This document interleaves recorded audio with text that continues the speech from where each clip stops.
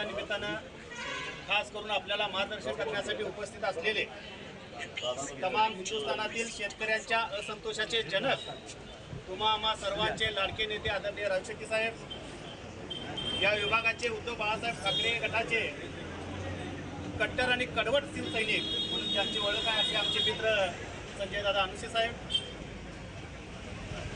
दलित चळवळ ज्यांनी प्रखरपणे चालवली असे आमचे मित्र विश्वजित दादा, या गावचे धुरंधर नेतृत्व म्हणून ज्यांच्याकडे बघितलं जातं असे अभयदादा पाटील, तसेच भोसले सरकार आणि या विभागातून जिल्हा परिषदसाठी एक सच्चा आणि चळवळीवरती प्रेम करणारं नेतृत्व म्हणून ज्यांच्याकडे बघितलं जातं असं कोळी घराण्यातील आमच्या ताई महादेवी उर्फ राणी दीपक कोळीताई, या विभागातून पंचायत समितीसाठी निवडणूक लढवत असलेले आमचे मित्र सचिनदादा पाटील, पलीकडेच आपल्या नांदेड जिल्हा परिषद पंचायत समितीसाठी उपस्थित लढवत असलेल्या आमच्या मित्रवहिनी आणि उपस्थित चिपरी या नगरीतील तमाम माझ्या आया बहिणींनो, मित्र भावांनो, खऱ्या अर्थानं आता या निवडणुकीला थोडासा रंग चढत चाललेला आहे आणि स्वाभिमानी शेतकरी संघटना, काँग्रेस प्रणित आणि उद्धव बाळासाहेब ठाकरेंची शिवसेना आपण एकत्रित समविचारी पक्ष एकत्रित ह्या निवडणुकीला सामोरे जात आहे मित्रांनो.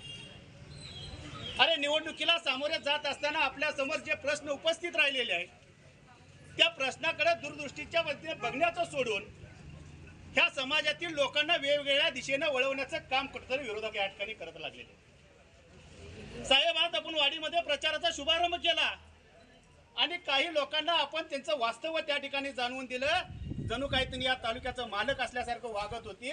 त्याची जाणीव ह्या मतदारांना करून देत असताना देखील त्यांनी ज्या पद्धतीनं उद्धट वर्तन ज्या गणेशवाडी गावामध्ये केलं, अगोदर सगळ्यात पहिला आपण त्याचा जाहीर निषेध करू. अरे ज्या दगडाची भाषा तुम्ही करता, अरे त्या दगड हातामध्ये घेऊनच आम्ही 300 रुपये उसाचा दर 3000च्या वरती आज नेऊन ठेवलेला आहे. 3500च्या पुढे हा टप्पा आम्ही गाठलेला आहे. आमच्यासारख्या तरण्या बांड शेतकऱ्यांच्या पोरावरती अनेक गुन्हे त्या ठिकाणी दाखल झाले. तवा कुठेतरी आजही बंगले आपल्या ह्या नगरीमध्ये दिसत आहेत. हा गावगाड्यातला अर्थक्रांती या ठिकाणी झालेली आहे.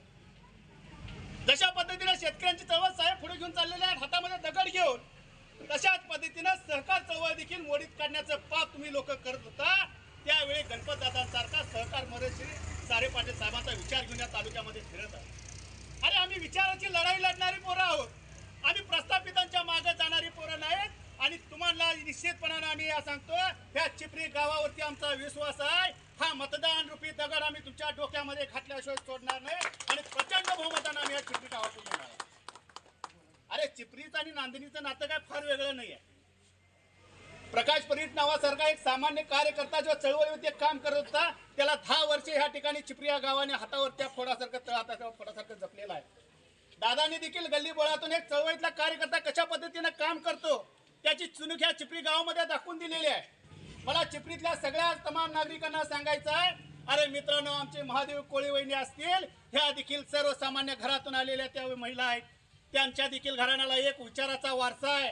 अरे ज्यावेळी आम्ही ह्या उमेदवारी त्यांच्यासाठी निश्चित करण्यासाठी त्यावेळी त्यांच्या घरामध्ये गेलो, त्यांचे सासरे एक आदर्श शिक्षक म्हणून त्यांचं नाव लौकिक आहे आणि ज्यावेळी त्यांची उमेदवारी त्यांना आम्ही दिली, त्यांचे दाखले साहेब आम्ही त्या ठिकाणी काढले.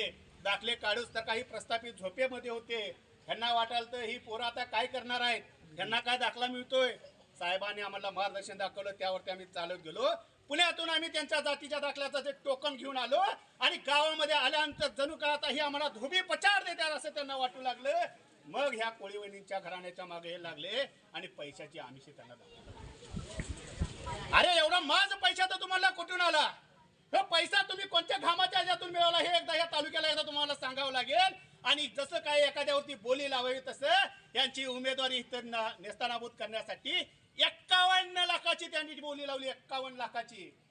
अरे या 51 लाखाच्या पैशाच्या भरम भ्रष्टाचारातून मिळवलेल्या पैशाला लाथ मारून ह्या कोळी वहिनी आज आपल्यासाठी लढण्यासाठी उभा राहिलेल्या आहेत. त्याचा सात अभिमान छातीवरती मिळाला उत्तमान फिरणाऱ्या लोकांना जरा वाटला पाहिजे मित्रांनो. संघर्ष या न्यूज चॅनलला लाईक करा, शेअर करा आणि सबस्क्राईब करा.